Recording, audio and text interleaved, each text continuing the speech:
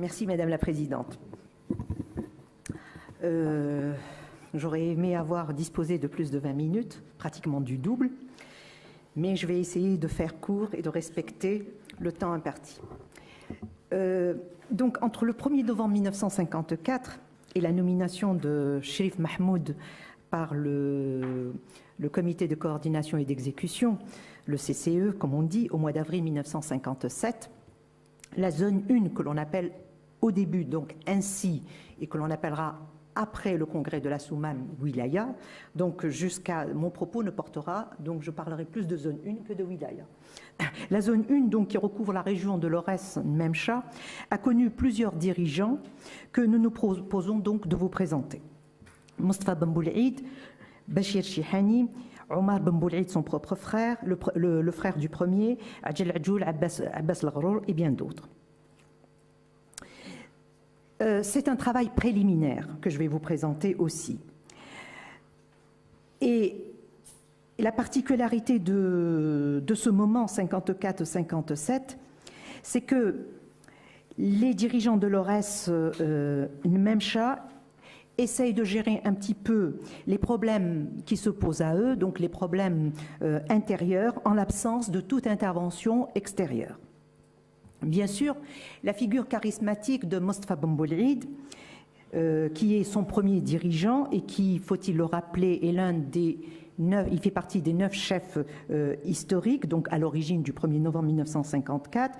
Cette figure, donc, fait l'unanimité de toute l'élite politico-militaire qui se trouve réunie donc à ses côtés à la veille et au lendemain donc du 1er novembre 1954.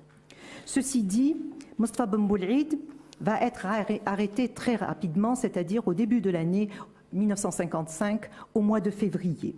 Et son arrestation va inaugurer l'ère de profondes dissensions entre prétendants au pouvoir, dissensions qui semblent rentrer dans l'ordre après son évasion spectaculaire de la prison du Koudiat de Constantine au mois de novembre 1955. La crise renaît cependant au lendemain de sa mort, qui survient au mois de mars 1956. Nous verrons donc comment les premiers insurgés de novembre ont tenté de régler seuls le problème de la succession de Mostafa Ben Boulaïd avant que les décisions adoptées au congrès de la Soumam du mois d'août 1956 ne viennent aggraver une situation déjà fortement brouillée par les ambitions des uns et des autres, d'une part, et par la prégnance, disons, du régionalisme, d'autre part. Je tiens à dire que cette étude est le résultat d'une exploitation partielle des archives conservées d'une part à Aix-en-Provence au CAOM et au Châte, c'est-à-dire au château de Vincennes, les archives du service historique de l'armée de terre. Et bien sûr, j'ai essayé de compléter autant que je peux par des informations provenant soit des nombreuses publications éditées de plus en plus actuellement en Algérie ou recueillies auprès de témoins privilégiés. Et donc, cette étude préliminaire comprend forcément des lacunes.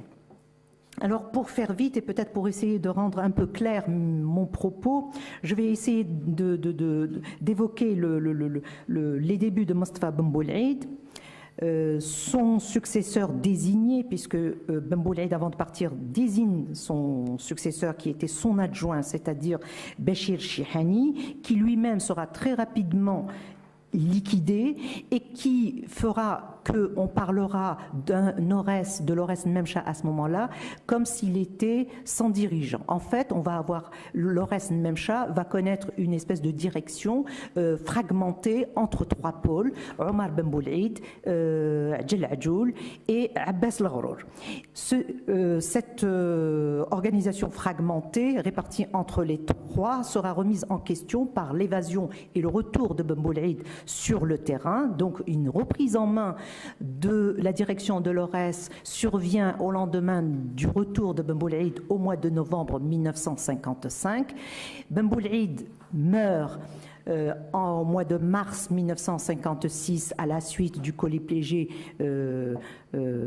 qui provoque sa mort. Et à ce moment-là, nous avons avoir droit à la mise en place d'un comité que l'on appelle le comité des 12. Et c'est ce comité de 12 qui essaiera donc de diriger un petit peu la région jusqu'à la nomination par le CCE de Mahmoud Cherif. Donc vous voyez, c'est pas très facile. Bon, j'essaierai d'être le plus clair possible. Donc premier point de Mostafa Ben Boulaïd à Bachir Chihani. Donc entre novembre 1954 et le mois d'avril 1957, la zone 1 a connu pas moins de 5 chefs qui ont exercé le commandement à titre individuel ou collectif. Avant de partir vers l'Égypte, début de l'année 1955, via le sud de la Tunisie et la Libye le 23 janvier 1955, Mostafa Ben Boulaïd a confié l'Idara, c'est-à-dire l'administration, à Bachir Chihani, son principal adjoint.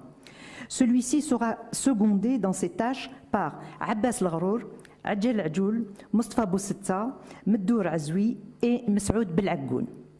Depuis le déclenchement de la guerre de libération, le poste de commandement est installé à Al-Harra, non loin de Harris.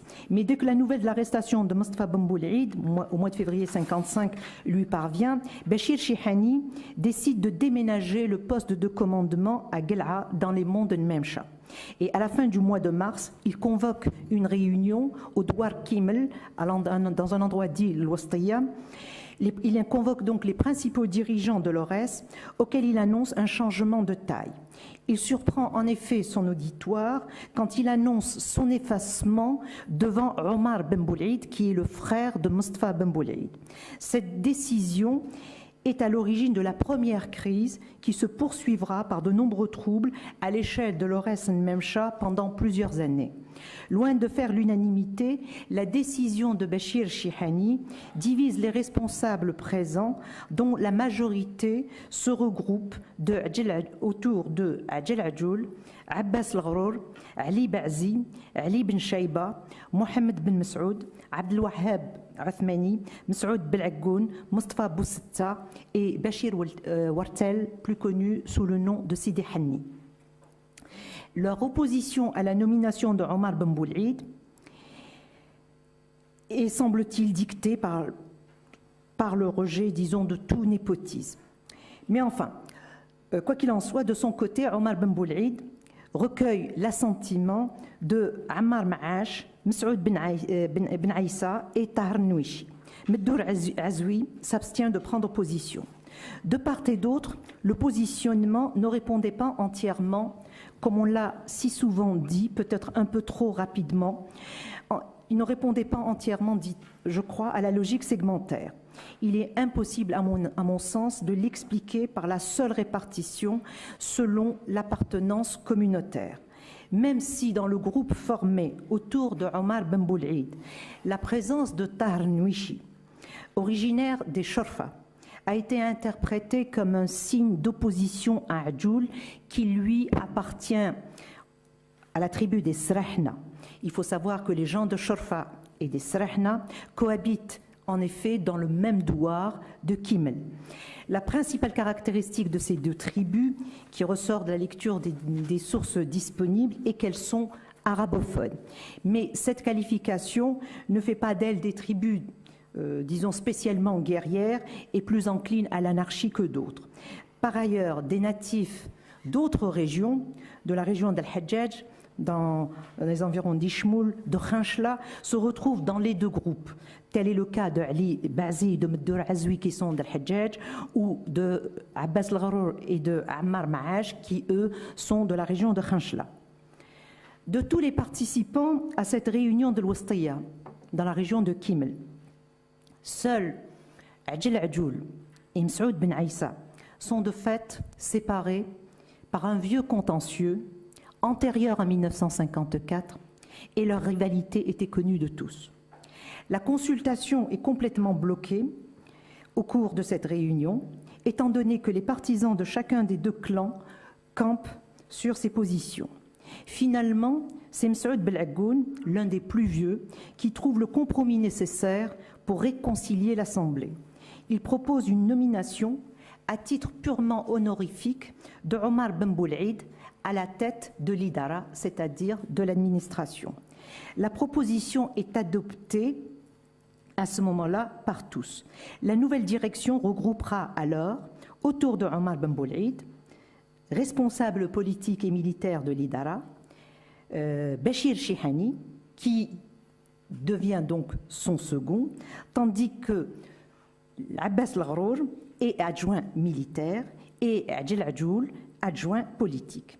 Ce qui se passe lors de cette réunion est d'une importance capitale pour la suite des événements. Derrière cet accord formel, la crise politique est en fait ouverte. En dépit des recommandations de Mostafa Ben Boulaïd, Chihani se dessaisit formellement du pouvoir de la direction de l'Ores Nmemcha. Nous ignorons les véritables motifs qui l'ont incité à s'effacer devant Omar Ben Boulaïd. Craignait-il autant Omar Ben Boulaïd au point de faillir à la promesse faite à Mostafa Ben Boulaïd d'assurer les tâches de l'Idara? Toujours est-il qu'à l'issue de cette réunion, Chihani a tenté de préserver l'unité dans les rangs des insurgés en recourant au principe de la collégialité, et ce choix allait se révéler très rapidement peu efficient pour deux raisons essentielles. C'est que ni Bachir Chihani ni Omar Ben Boulaïd n'avaient en fait l'intention de se retirer de la compétition politique. À l'issue de ce remaniement, il continua donc, Bachir Chihani, à distribuer des ordres et à répartir des tâches aux uns et aux autres. L'intendance va revenir à Msaoud Ben Aïssa, assisté de Meddour Azoui. Et par ailleurs, il revoit l'organisation territoriale de la zone 1, qui va aboutir à ce moment-là à la création de 6 régions réparties entre Aris, Kimel, L'Qsr, Khanchla, Tbessa et Soqaras. Chaque région, bien entendu, fera l'objet de divisions en secteurs. Je passe sur les nominations.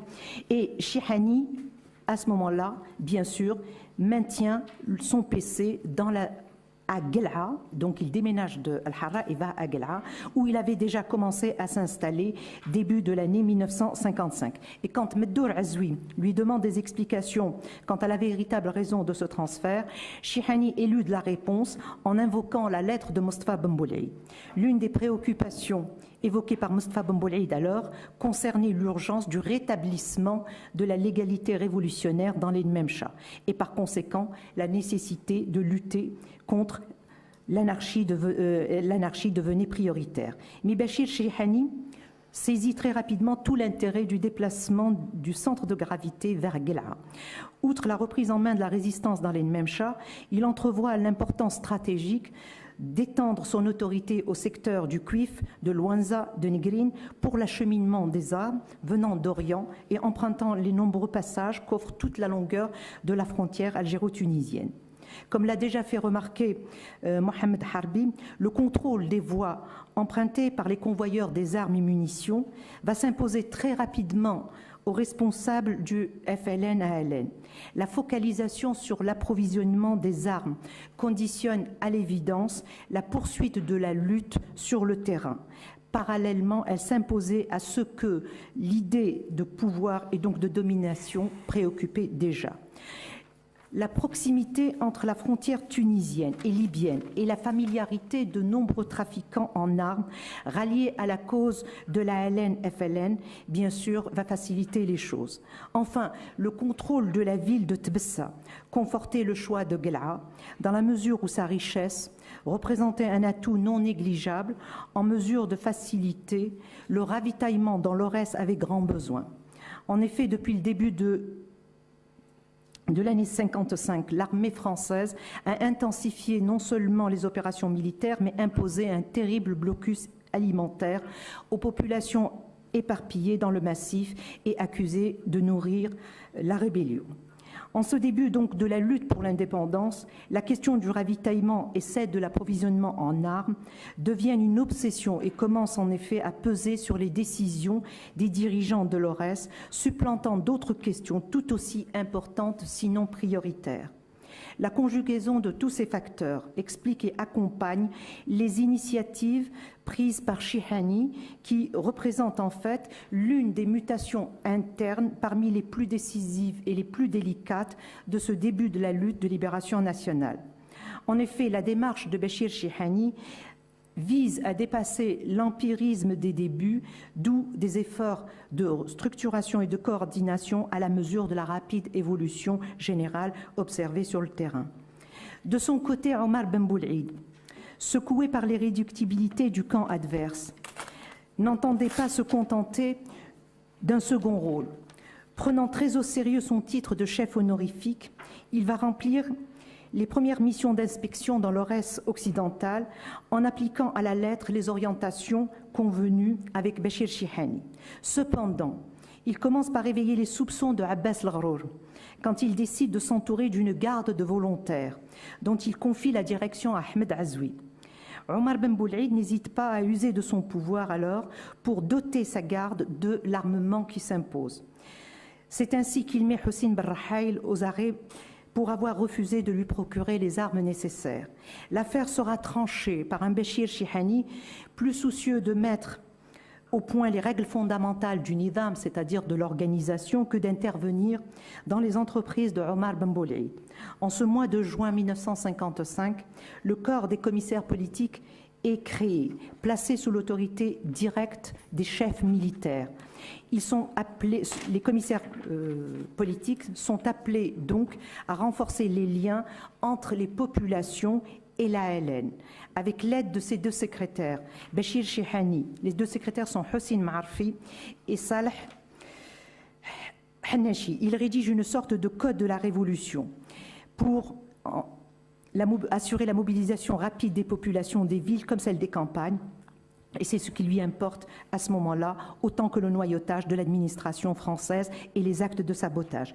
Puisque je n'ai que 5 minutes, je dirais tout simplement que tout cet effort de réorganisation va connaître un terme très très brutal, parce que Chihani va être assassiné par, disons, le duo Adjel Adjoul Abbas al-Gharour le 23 octobre 1955. C'est ce moment-là où l'Aurès va être livré, j'allais dire presque à lui-même, et où le commandement va se retrouver fragmenté entre 3 chefs, Omar Ben Boulaïd, disons légalement investi, même à titre purement honorifique depuis la réunion de mars 55, Adjel Adjoul et Abbas al-Gharour.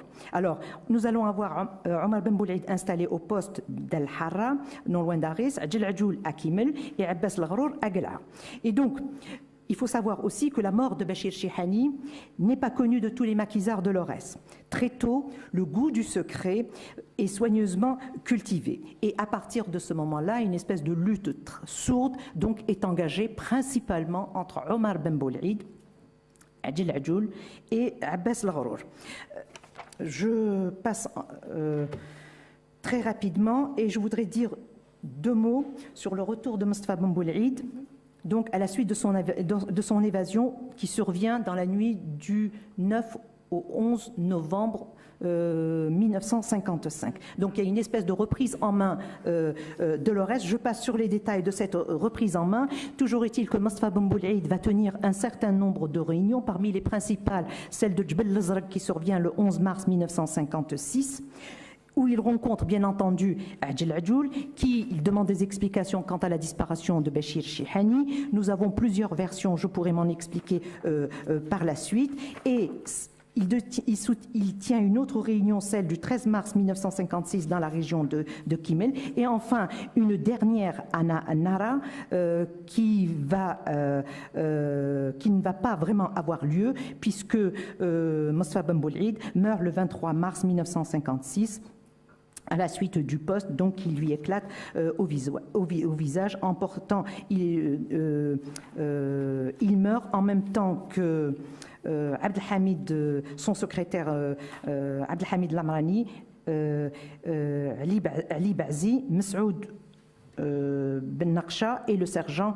Mahfoud qui était un déserteur. Et 2 survivront à leurs blessures, Ali Ben Shaiba et Mustafa Boussetta, qui nous ont laissé donc des témoignages. Et donc c'est à la suite de la disparition de Ben Boulid, qui est également tenu dans le secret, va se mettre en place ce qu'on appelle, ce que les maquisards vivant encore appellent le comité des 12. Alors il faut savoir que ce comité des 12 a été, la réunion est provoquée par Hajj al-Khdar, qui deviendra par la suite colonel et qui va diriger ce qu'on appellera par la suite la Wilaya 1, et ce comité des 12, donc, Hajj al-Khdar va proposer comme dirigeant de l'ORS à Adjel Adjoul. Le nom de Adjel Adjoul ne fait pas l'unanimité et on finit donc par aboutir à une solution médiane, donc la désignation de ces 12. Je n'en dirai pas plus, je voudrais simplement dire que, à la suite de la mort de Ben Boulid, au mois de mars 1956, une lutte, disons une guerre sans merci, va être livrée entre Omar Ben Boulid, Adjel Adjoul et Abbas al-Gharour. La violence des affrontements qui opposent ces fractions les unes aux autres va attiser la haine et entretenir la peur, une peur généralisée dans les maquis. La zone 1 connaît alors une période de grande confusion. L'instabilité politique est réelle et semble à la mesure de l'immensité des objectifs que la révolution s'est fixés et le manque de moyens pour les réaliser. L'histoire du début de la révolution de novembre 54 est à replacer dans le cadre de ces discontinuités qui n'ont pas encore révélé leurs secrets. En conclusion, s'il est difficile de rendre compte de la réalité de ces premiers conflits, faute de sources, quelques hypothèses peuvent être émises à travers la diversité des cheminements de chacun de ces militants. L'observation ramenée à l'échelle de la micro-histoire est-elle en mesure d'apporter des réponses pertinentes aux pratiques sociales et aux stratégies déployées par les uns et les autres? Dans quelle mesure ce que l'on a désigné par le particularisme local n'occulterait-il pas plutôt le processus de construction d'identité qui tente de se positionner sur le plan politique? À travers les attitudes antagonistes, ce sont de véritables recompositions sociales et politiques en cours de réalisation, et le fait que les termes du désaccord affleurent sous une apparence communautaire n'exclut point l'existence d'un rapport de force visant au renforcement des positions qui, elles, relèvent du politique. Donc, pendant longtemps, l'histoire nationale et nationaliste a occulté ces oppositions et ces contradictions nées dès le début de la Révolution. Leur importance est pourtant incontestable dans la construction paradoxale de l'unité même du mouvement révolutionnaire. Je vous remercie.